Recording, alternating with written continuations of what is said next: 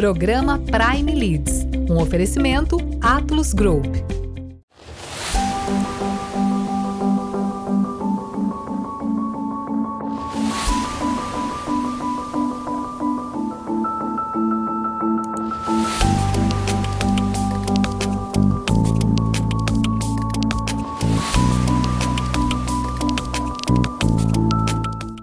Seja bem-vindo a mais um programa da Prime TV. Obrigado, telespectador, pela tua audiência. Obrigado por esse encontro semanal que nós temos aqui na Prime para falar sobre negócios e sobre carreira. Ter hoje a satisfação de receber o Jonas. Não vou arriscar de falar o sobrenome dele, ele vai compartilhar conosco o sobrenome dele. O Jonas é conselheiro, além de um executivo de grande sucesso, uma grande carreira. Hoje ele está posicionado como conselheiro, compartilhando todo o conhecimento, tudo aquilo que ele adquiriu durante a sua jornada com empresas, ajudando e apoiando empresas no momento estratégico que elas estão vivendo e vivenciando. Jonas, obrigado por ter aceito o convite. Falei que não ia me arriscar para falar o teu sobrenome. Obrigado mais uma vez por ter aceitado o convite e estar aqui conosco para poder falar da tua história, da tua jornada e do teu momento profissional. Luciano, muito obrigado pela oportunidade. Vou então tentar te ajudar com o sobrenome, né? Laurinavicius é um sobrenome russo, na verdade é lituano, né? Então tem essa origem no leste europeu, é difícil de pronunciar mesmo. Imagino que você tem esse problema só comigo, né? Não, com todo mundo que tenta identificar, né, como é que fala esse nome, tem essa dificuldade, é um desafio realmente, né? São 13 letras. Jonas, para o nosso telespectador conhecer a tua carreira, a tua história, né, as empresas que você passou, as posições importantes que você encabeçou, transformando empresas, resultados, o que você pode compartilhar dessa tua jornada profissional? Eu sou um profissional que estou há 30 anos, né, 32, no varejo, né, o varejo brasileiro realmente é um desafio, né, Luciano? O varejo brasileiro, ele é barriga no balcão realmente, né, e fazer as empresas com uma condição de competitividade muito grande, fazer as empresas desempenharem, né, resultados para acionista, stakeholder, né, cliente no centro. Então, realmente minha carreira foi no varejo 32 anos, boa parte dela na área de supply, na área de distribuição, planejamento de estoques e comercial, e os últimos anos, né, desempenhei um papel de CEO no grupo DPSP, né, que é aquele responsável pelas drogarias a São Paulo, né, e a Pacheco, né? São duas marcas realmente centenárias, né, e que tem hoje um mindset ainda no consumidor muito forte de farmácia. E você lá atrás, quando iniciou a tua jornada, já tinha esse direcionamento da logística, do varejo, foi acontecendo? Como é que você explica para nós esse sucesso que você tem tido na tua trajetória, Jonas? A minha carreira, Luciano, eu sou um engenheiro, né, de formação, e eu comecei na indústria, como todo engenheiro vai para a indústria. E na indústria eu trabalhei em fábricas, e eu sou daquela filosofia Lean mesmo, né, o Lean Manufacturing, onde a gente implementou nas fábricas toda a filosofia, né, de estoques mínimos, os processos mais, vamos dizer assim, coordenados e sincronizados, com grandes resultados de produtividade. Então, fiz carreira na indústria e depois o bichinho do varejo me mordeu. Até foi interessante, porque a primeira empresa era uma empresa de moda, né? Foi a C&A no Brasil. Ela estava já até com uma certa... estava com 20 anos já no Brasil. Em 1995, eu ingressei no varejo na C&A. Fui convidado a trabalhar na C&A. E é engraçado, né? Eu saí da indústria para o varejo, que é uma mudança radical, e saí da área industrial para a área de logística. Quer dizer, eu fiz duas mudanças simultâneas, né? Que a área de logística até então não era a minha praia, era coordenar a indústria, né? A produção fabril mesmo, como engenheiro, mas já estava em liderança. E depois ainda mudei para a logística e depois da indústria para o varejo. Foi uma mudança bem radical, né? Falando exatamente desse último ciclo teu, de 7 anos como presidente dessa grande empresa, quais foram os seus principais desafios? Como é que estar no comando de uma empresa desse porte? Como é que você conseguiu entregar brilhantemente os resultados que você entregou, Jonathan. Bacana. Então, é uma empresa de 29 mil funcionários, né? Quando você pensa em 29 mil funcionários, Luciano, realmente é uma cidade para cuidar, né? Então, precisa ser o prefeito, ter a subprefeitura, né? Então, realmente, uma diretoria forte é importante o CEO ter, né? Mas tem uma coisa que eu acredito muito numa empresa desse tamanho, né? Com mais de 1.500 lojas, né? E na minha gestão foram quase 450 lojas inauguradas ou remodeladas, né, no período como CEO. Eu acredito muito no propósito que a empresa tem que ter para com o funcionário, né? Para com o cliente, e ser muito inspirador internamente para quem está trabalhando lá, né? Porque você pensa, por exemplo, um balconista, um atendente, né? Um farmacêutico, ele tem que trabalhar num regime realmente todos os dias da semana, com escalas. Tem uma questão de que ele tem que atender um público. O público numa farmácia, Luciano, é um público que não vem lá para se divertir, né? Normalmente ele tem alguma doença, ele tem uma necessidade ou na urgência, que pode ser uma doença aguda, de familiar, dele mesmo, ou de filhos, né, de parentes, ou uma doença crônica, que também não é bacana, às vezes é o primeiro diagnóstico de um hipertenso, de um diabético. Então, os ânimos não são aqueles ânimos, né, para um cliente como vai comprar uma roupa, que eu trabalhei muitos anos na área de moda, é uma indulgência a área de moda, né? A pessoa vai lá para fazer uma compra prazerosa. Na compra de farmácia, é uma compra técnica, né? Uma compra, primeiro, que ele precisa achar o produto que ele procura, porque ele está com uma receita. E o segundo, normalmente, ele está com uma necessidade de amparo, uma necessidade de olhar no olho. Então, eu, como líder da drogaria, o que eu procurei fazer? Entender quais são realmente os caminhos que um líder desta empresa deveria ter junto aos funcionários. Então, os caminhos eram de fazer as pessoas entenderem que o atendimento não era simplesmente vender um medicamento. O atendimento era realmente atender às necessidades, principalmente do momento daquele cliente. Então, entender qual é o estado mesmo de humor dele, se ele precisa de um amparo, de um aconselhamento técnico, porque o farmacêutico pode dar esse aconselhamento, né? Então, pensa que ele está sendo o primeiro diagnosticado a ter diabetes, por exemplo. Ele vai ter que ser um dependente da insulina, e ele vai aplicar a insulina subcutânea, né? E essa aplicação, ela gera como se fosse um calo, porque vai ficando mais densa a condição da pele, né? Ela vai ficando mais rígida.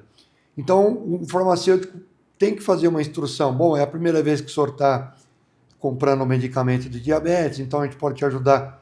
É bom fazer um revezamento onde você vai aplicar, na perna, na barriga, né? Atrás do braço. Tem o iridoide, por exemplo, que é um gel para você passar para poder dissolver esse calo. Então, todos esses cuidados, né? Falar que tem uma forma de controlar muito bem, que não precisa se desesperar. Como é que você encaixa isso para um paciente, na verdade, que não é nem cliente, né? De verdade, ele é um paciente. Então, eu, como CEO, eu sempre procurei ver o lado do cliente, quais são as necessidades dele, e tentar traduzir isso na empresa para toda a estrutura, né? Porque quando o líder da empresa conhece nos detalhes pormenores os seus clientes, tem grande chance de ter um bom resultado. Então, os resultados da empresa, como você citou, que foram realmente muito, muito expressivos, enquanto eu líder da empresa, estão ligados realmente a entender as necessidades dos clientes, colocar toda a equipe, o time, né, da drogaria, as 29 mil pessoas, de uma forma mais harmônica para atender 100% esse cliente. E aí a briga lá na avenida, porque tem muita farmácia, quem atender melhor, obviamente, vai estar com o cliente mais fidelizado, né? Isso é super importante. Agora, são 30 mil famílias, né? E aí eu vejo um desafio dobrado para um presidente. Primeiro, entregar os resultados que os acionistas precisam, né? E quer queira, quer não, tem um contexto social que são 30 mil famílias que dependem do negócio. Como é que você lida com esses dois lados, Jonas? Entregando o resultado como você entregou, mas também lembrando sempre que são pessoas que hoje dependem de você para poder sobreviver. Então isso é bem legal. Tem alguns exemplos, né? A turma fala, Luciano, sobre ESG, né? O Environment, ligados aos 3 pilares, né? O social, o econômico e o ambiental, né? Você tem empresas responsáveis no guarda-chuva ESG, né? Assim, o que eu usei como ferramenta para que as 30 mil famílias estivessem, vamos dizer assim, também, de uma certa forma, responsáveis pelo resultado da empresa. Então, no ambiente financeiro, né, no stakeholder, olha, metas, cumprimento de prazos, cumprimento de rotinas. Então, isso era importante para garantir as 30 mil pessoas efetivamente, né, as 30 mil famílias, né, porque se multiplica por 3, aí são 100 mil pessoas, né, que dependem, né, eu sempre brincava em algumas reuniões, eu falava, a gente tem 100 mil bocas para alimentar. Muitas vezes em reunião com a diretoria a gente falava isso. E as 100 mil bocas para alimentar justamente são os filhos, as esposas, os maridos de quem trabalha, né? Uma sociedade. Acaba sendo maior do que muito município aí no Brasil, né? Então, como é que a gente faz esse engajamento da pessoa para entender que a empresa precisa lucrar e ela lucrando, ela vai continuar viva e crescendo? Segundo pilar, que eu acho que é super importante quando a gente fala em ESG, que é o pilar social. Nós implantamos alguns projetos, mas o mais representativo foi o programa de voluntariado que nós fizemos, Luciano. Nós fizemos um programa bem interessante, como a gente atende muito idoso na drogaria, né, que tem já alguma comorbidade avançada, alguma doença crônica. Então, é uma pessoa idosa. E aí nós fizemos um projeto, esse projeto foi realmente da minha autoria, né, eu que trouxe para a empresa, até porque eu aprendi na CA muita coisa ligada a programas voluntariados, e a gente implantou um programa voluntariado muito interessante, que é atender lar de idosos carentes. Lar de idosos que são órfãos mesmo, porque eles já perderam o pai e a mãe, obviamente, né, por serem idosos, e às vezes os filhos abandonaram, ou por algum problema familiar, ou por exemplo, não teve oportunidade na terra de ter filhos, acaba sendo um idoso órfão. E tem muito lar de idosos que tem essa característica. E o programa de voluntariado, ele começou pequenininho, e este ano tem 4 mil voluntários, daqueles 29 mil, que visitam os lares de idosos. São mais de 15 instituições espalhadas onde a DPSP tem as lojas, e eles não vão lá só para prestar o serviço comunitário que seria de assistencialismo, que seria o que a gente pode fazer, medir a pressão arterial, o grau de glicemia do sangue, ver se tem alguma coisinha na pele, pode ajudar com algum medicamento, e a gente doava, né, os medicamentos. Tem as fraldas geriátricas, porque as pessoas às vezes já estão numa fase de utilização noturna da fralda. Os cremes, né, que são super importantes por causa da secura da pele, as questões oftalmológicas. Isso a gente fazia bem também. Mas tem uma coisa que era muito legal, eu recebi muitos vídeos de idosos, as pessoas mandavam para mim através dos funcionários. A gente brincava de bingo, a gente fazia carteado com aqueles idosos, a gente fazia gincanas, a gente fazia salão de cabeleireiro, o dia do salão do cabeleireiro, vamos tratar o cabelo e o cabelo do idoso, da idosa, vamos maquiar, ensinar a idosa a maquiar, isso, aquilo, essas iniciativas são muito legais, porque isso realmente traz muito mais do que o assistencialismo, traz a palavra mesmo de uma sociedade correta, que é o que a gente pode doar nosso, que nada mais é do que o tempo e a boa vontade, né? Não tem investimento nenhum em fazer uma gincana, né, dentro de um lar de idoso, e funcionários vinham conversar comigo, emocionados, chorando. O que você traz nessa hora, Luciano? Você traz o engajamento para o funcionário, fala, poxa, essa empresa é extremamente responsável com a sociedade que ela atua. Para o cliente que está comprando o produto lá, e teve algumas campanhas, a gente teve a maior campanha, nós fomos o maior arrecadador esse ano da campanha do agasalho, nós arrecadamos mais de 100 toneladas. Isso é inédito, nunca aconteceu nenhum varejista. Por quê? Porque tem o engajamento do funcionário, e aí o cliente olha isso, porque o cliente quer também consumir de empresas que têm propósito. Então você dá propósito e engajamento para o funcionário e dá propósito da empresa para o cliente. Isso é o melhor dos mundos. Então essa é a essência do ESG. Muito bem, Jonas. Vou pedir a tua licença para um rápido intervalo. Na volta nós retomamos aqui o assunto com o Jonas. O Jonas é conselheiro executivo. Nós voltamos no instante.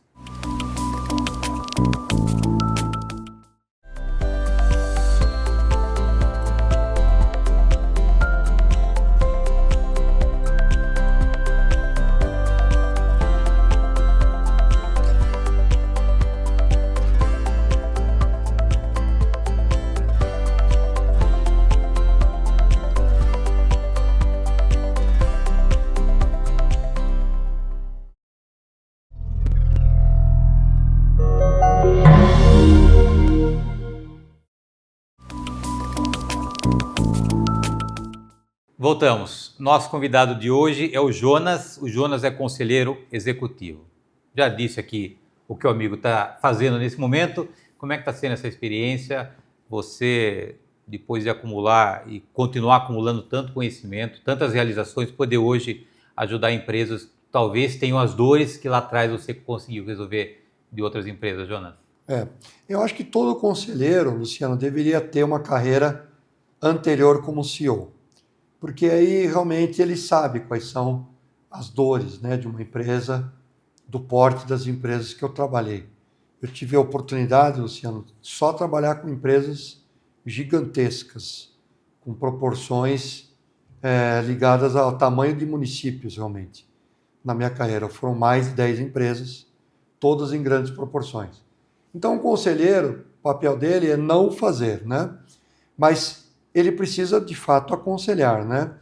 Eu participo do IBGC, né, que é o Instituto Brasileiro de Governança Corporativa, né? E o IBGC dá muitas dicas, né, no sentido de você fazer o papel adequado, né, desempenhar o papel adequado de um conselheiro. Mas o conselheiro também precisa conhecer, Luciano, em detalhes, sobre a empresa que ele trabalha. Porque ele vai ajudar na mesa, no management team, né, do board mesmo, junto com a diretoria e o CEO, a tomar as decisões mais estratégicas da empresa.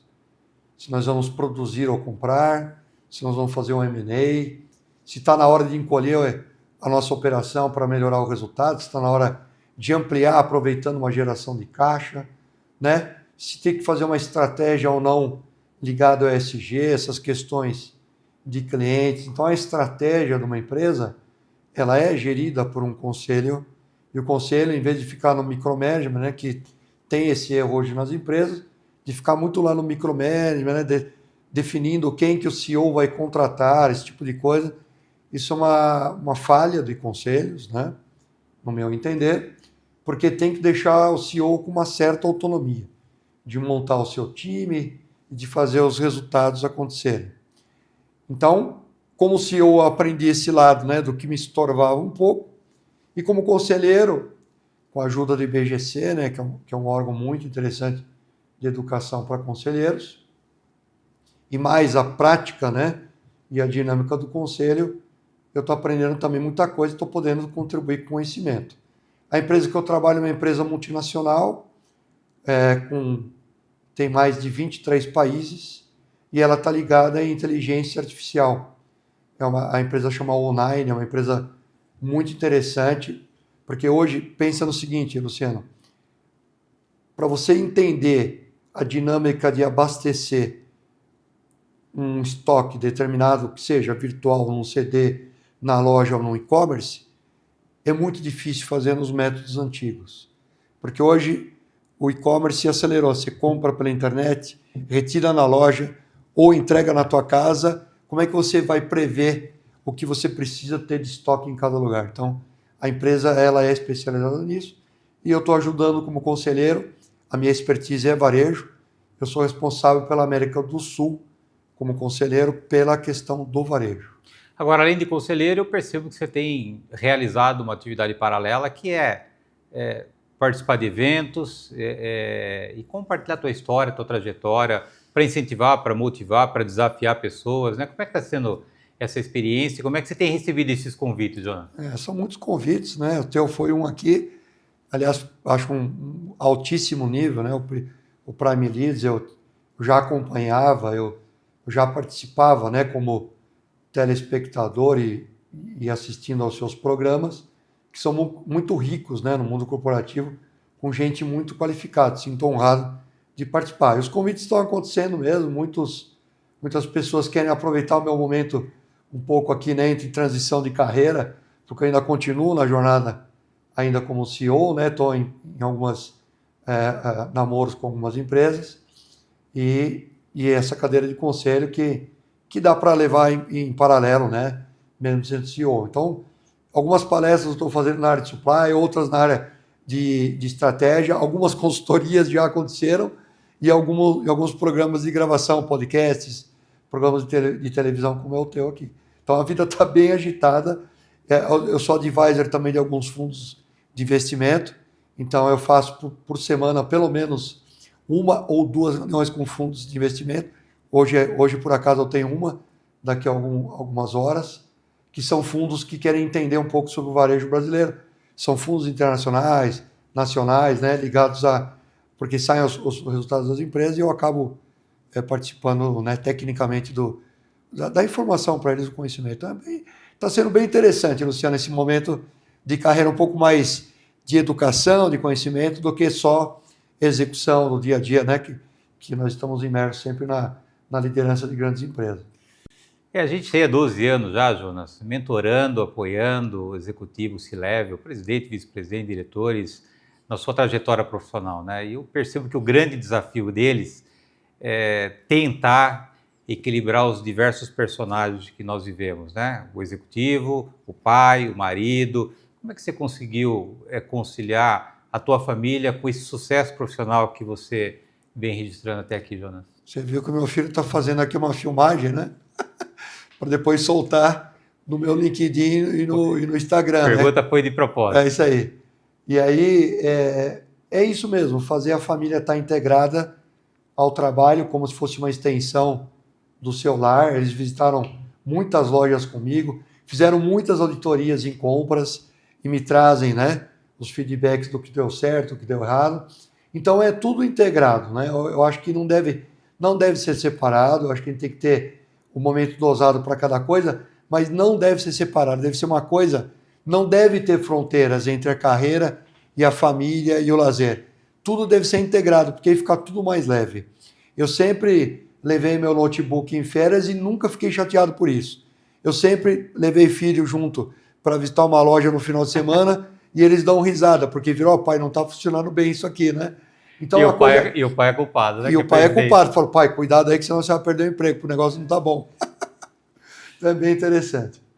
Muito bem, Jonas. Eu tenho 30 segundos para encerrar a nossa conversa. Certamente há aí telespectadores que sonham em chegar onde você chegou hoje na sua vida como profissional. 30 segundos, que dicas que você pode deixar para esse telespectador? Que você acredite muito em você, porque todo mundo tem o seu valor e a sua condição. Mas tem duas coisas super importantes, além de você acreditar no seu potencial. Você precisa ter muito trabalho, muita perseverança, muita garra e muita fé em Deus. Porque se você não tiver fé, se você não acredita no seu potencial e não acredita que você vai chegar lá, dificilmente você chega. Então, acredite em você, trabalhe muito, trabalhe incansavelmente, porque um dia você chega lá através da fé que vai mover você para onde você quiser, o maior patamar que você puder atingir. Aonde você estiver, no patamar que você tiver, você atinge.